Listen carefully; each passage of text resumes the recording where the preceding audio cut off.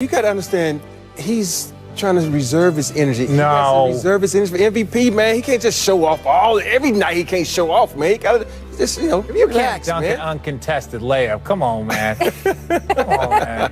Because you know what? In the postseason, somebody's going to track that down and block it. Hey, but look at the landing.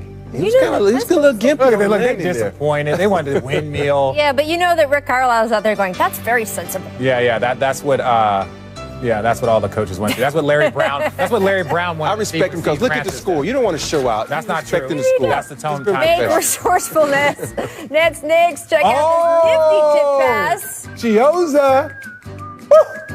So we found a comp, Richard. Oh, yes. With Jason Kidd Watch this pass diming by you Jay up, Kidd. 2003. Woo! Speaking of Lucius Harris, there's my guy. You wasn't going to get that pass, All right, Lucius. so which was the better Nets combo pass at Madison Well, Square let me Garden? say this. The pass was better by Jason Kidd. The player that caught the pass was better. I mean, Kevin Durant. we didn't need you on a national television show to say that. You saw who was the better player there? The better. See, that's a great by Chioza because look at that. That's nice. Yeah. I give him that. Let's look at that. You I think it can't was a beat that. mistake, though. But Jason Kidd would hook Jason you up Kidd. every day. Yeah. had But let's put it 2 this games way. with him. Love Jason Yeah, he's Kidd. got the second most assists in NBA history and the most to me in his individual career. Just Richard saying. Jefferson history. Gotta have it. Gotta tell my kids. Miscommunication, Bucks Pistons. Giannis gets it on the wing. Oh, why would you The run him paint off? just Oh. opens up. I believe that would qualify as a defensive breakdown, Robert. Yeah, that's posterizing. Guys like, that's James Harden. I mean, that's defense that nobody wants to play. They're just trying to get on the other end, shoot some threes right there. You got to play some type of defense. No, but come on. Let's not Posterized. talk about those four. Let's talk about Blake. Blake, what are you doing running Giannis off the line? I know it. Stop. Come on. He took off where he was about to shoot from. What? Come on. It's like, all right, you're moving. I'm going for it. Yeah, Blake can't look at the other four As a guys coach, like, you what are you gotta call a doing? timeout, and I'm yelling at everybody. Everybody. What would Pop have done? Pop would have taken Pop took all everybody five out. Pop, y'all go in the locker room and take a y'all shower. out. Make elevation airplane mode activated. Derek Jones Jr. getting up for 2 huge slams against the Kings.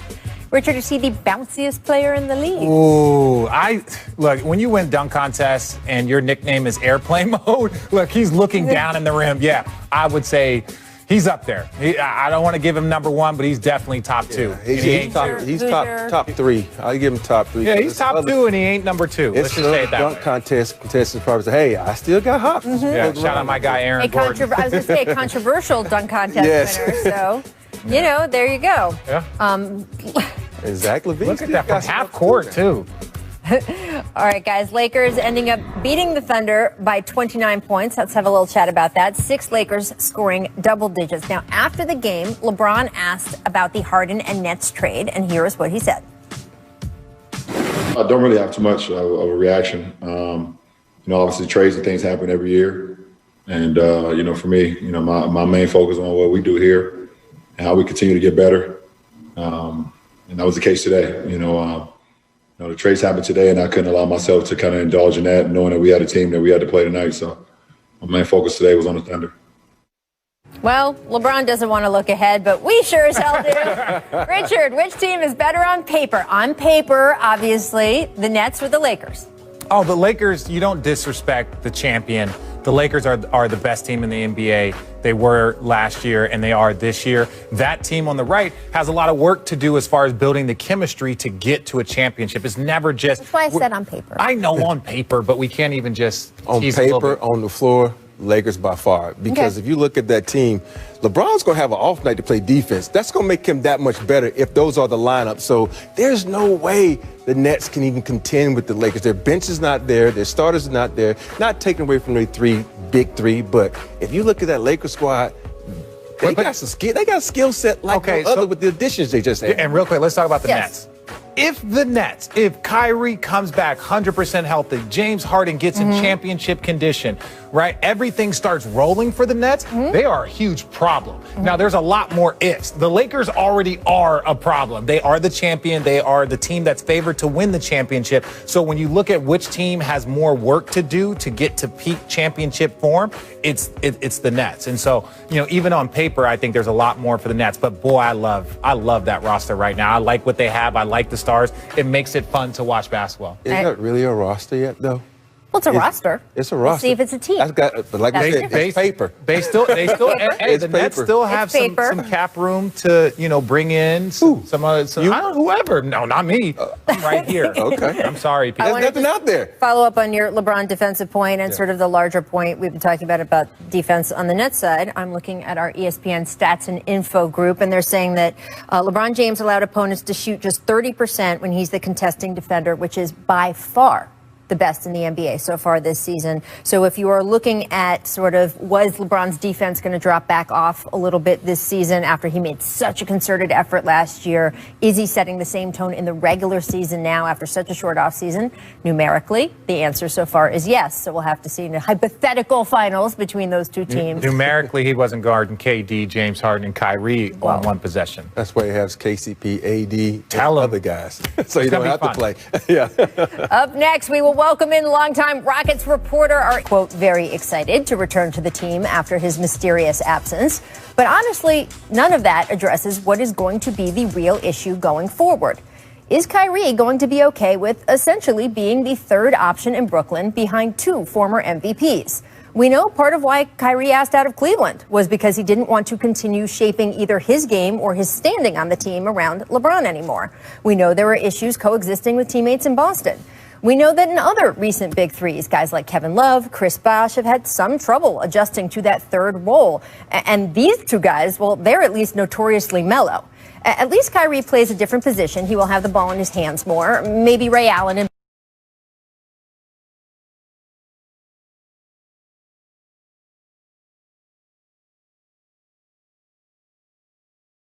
Boston is a better comparison. Although clearly it is something to watch, as is how this Nets team looks on the defensive end. With Jarrett Allen out the door, the Nets no longer have anyone who you would call a defensive standout. In fact, 5 of the Nets' key rotation players had a negative defensive real plus-minus last season. That's a lot. Still, all Brooklyn really needs is a functional level of team defense, something KD and Kyrie, and yes, at times, yes, even James, have shown to be capable of. So if they want to play hard on that end, they can. Also, let's be honest, there's going to be plenty of nights, at least in the regular season, they won't have to. In a year where there is no plan to hold an actual all-star game, Brooklyn should have plenty of that vibe nightly. At their best, we could see a 3-ring circus of death-defying feats of basketball brilliance. Will it be enough to threaten the defending champion Lakers at the very top of the NBA pyramid? We'll have to see. Will it be enough to cause an arms race in the East with the Bucks, Sixers, Heat, or Celtics now trying to pull off their own big trades? We will see. Will it be and playing well? The difference between this three and let's say the big three that Golden State had with Kevin Durant, those guys were all ball movers and shooters, right? Klay Thompson was moving off screens. Klay was moving off screens. The 3 of these guys are all ball handlers. I'm still looking at this team like, who's going to take over? Because when you look at James Harden, he gets his rhythm by playing with the rock. KD playing with the rock. Kyrie playing with the rock. So that is going to be trouble because they're not shooters like Steph and Klay who can come out and shoot the ball. So this big 3 is a little bit worrisome for me because they all playing with the rock. And now, who's going to play defense? Who's going to come off the bench? They gave away a lot to get this guy. And now they have nothing because at the end of the day, you need what people like to call the others, the bench, to step up. They have no bench. They have nobody to step up. So I'm looking at the 3 J's, Jeff, Jordan, and other guy, the shooter, to come off. Joe Harris. Joe Harris, to shoot the ball and play. They gotta step up. And we know Jordan is old. We don't know how he's gonna step up. So I know how it is when you get up in age and still trying to compete. Yeah, we both do. But the crazy thing is, too, is when you look at it, obviously there's questions about Kyrie, what his situation is. And then James Harden is obviously not in the championship shape that he has been the last few years. And when that gets fixed over this course of the season. But this is my thing. Like, look at this picture here. This was James Harden going into the bubble. People were talking about how amazing shape he was. Now he overjumped this shape and went to the next position. So he went from super skinny to and he did now. Yeah, and he did this in about a 3-month span. So that some of that is probably unhappy and he's not wanting to be there. And we're just not going to allude to other things. But to win a championship and we're talking about winning championships, you got to be. You know, body shaming on this show, Richard. It's not body shape. I'm saying he's unhappy. He's unhappy. I think come on. Fine. You look at his body and you look at. Same thing with Jokic last year. Jokic wasn't in great shape. He got in great shape. They went to a conference final. Okay, so you guys have both been in versions of this kind of situation. You played on a team, right, with Vince Carter, with Jay Kidd. Robert, I can name several teams that you played in, several locker rooms with big personalities, big, huge stars. How does it sort itself out? How does that work over the course of a season? You have to have someone that's not one of the big three who's willing to step up and say, hey, guys, it ain't about you three. It's about us as a team. I want to win a championship just as bad as you guys. Just because you're making the most money, you're getting the most notoriety, I'm still on this team.